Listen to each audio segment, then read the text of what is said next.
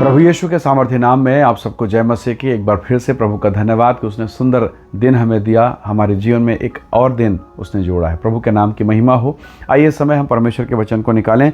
मेरे साथ पहला यूहन्ना अध्याय 4 निकालिएगा और 4 अध्याय के वचन 19 को निकाल के पढ़िएगा। यहाँ इस प्रकार से लिखा है, हम इसलिए प्रेम करते हैं कि पहले उसने हमसे प्रेम किया। Hallelujah, praise the Lord.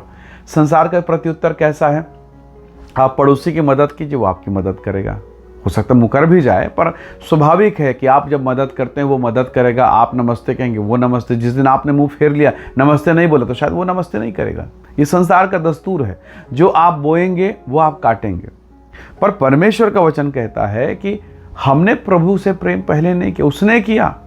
रोम की कलीसिया को परमेश्वर का दास पौलुस प्रेरित लिखते हुए कहता है कि जब हम पापी ही थे तो ठीक समय पर प्रभु यीशु मसीह हम पापियों के लिए क्रूस पर चढ़ा। हालेलुया, कैसा अद्भुत अनुग्रह। हम परमेश्वर को जानते नहीं थे। मैं मेरा व्यक्तिगत जीवन में आपको बता रहा हूँ, शायद आप में से बहुत लोग जो इस संदेश को सुन रहे हैं, आपको भी शायद परमेश्वर के बारे में पता नहीं था। अभी अभी पता चला, कुछ सालों पहले, कुछ दिनों पहले, कुछ महीनों पहले। और आज आपके भीतर में प्रभु का प्रेम सिद्ध हो गया।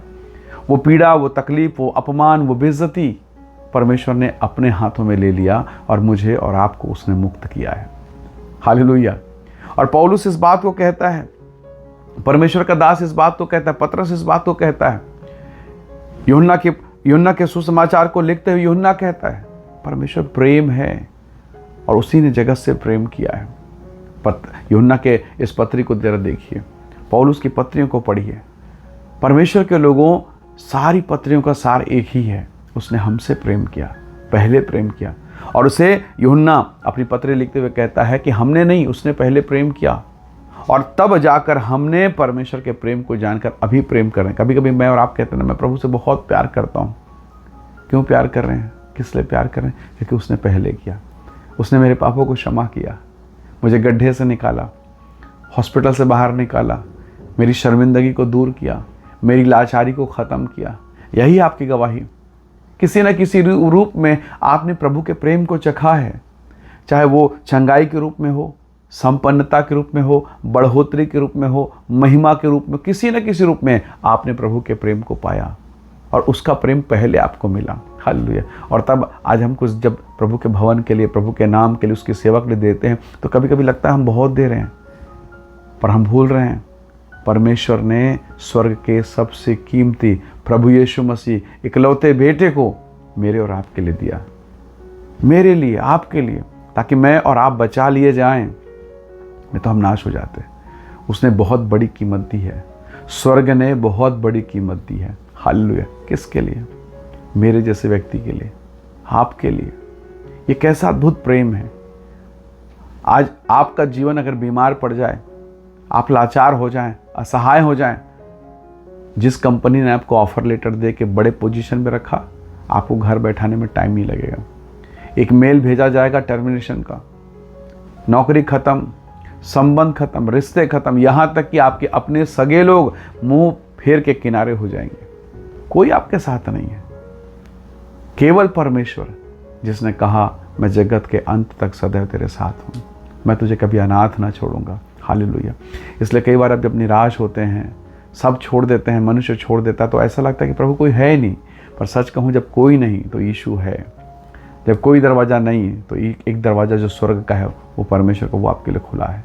तो प्रभु के लोगों, संसार के लोगों की बातों को देख के, सुन के मन निराश होता है, मनुष्य होने के नाते। पर अगर हम थोड़ी भी समझ रखें तो हमें पता चलेगा इस संसार में निराशा होगी। प्रभु ने कहा, उन्होंने मेरे साथ किया, तुम्हारे साथ करेंगे। उन्होंने अगर मुझे ग्रहण किया, तुम्हें भी ग्रहण करेंगे। लेकिन यीशु ने कहा, मैं तुझे कभी नहीं छोड़ूंगा। तो प्रभु के लोगों, जिसने वायदा किया है, काश हम उसके तरफ जाएं। किराना दुकान के लिए अगर हम लकड़ी की दुकान में जाएंगे किराना के सामान के लिए, तो कहाँ मिलेगा? हम लोहे का सामान सुनार की दुकान में मांगे तो कहाँ से मिलेगा? तो प्रभु के लोगों, हमें पता है ना कौन सा सामान कहाँ मिलता है। तो हमें मालूम है हमारा बचाव कहाँ से। इसलिए तो दाऊद कहता है, परमेश्वर का दास कहता है, मुझे सहायता कहाँ से मिलेगी? मंत्रिमंडल से नहीं, धन संपत्ति सोने से नहीं। उसने कहा, मुझे सहायता यहोवा की ओर से मिलती है, जो आकाश और पृथ्वी का करता है।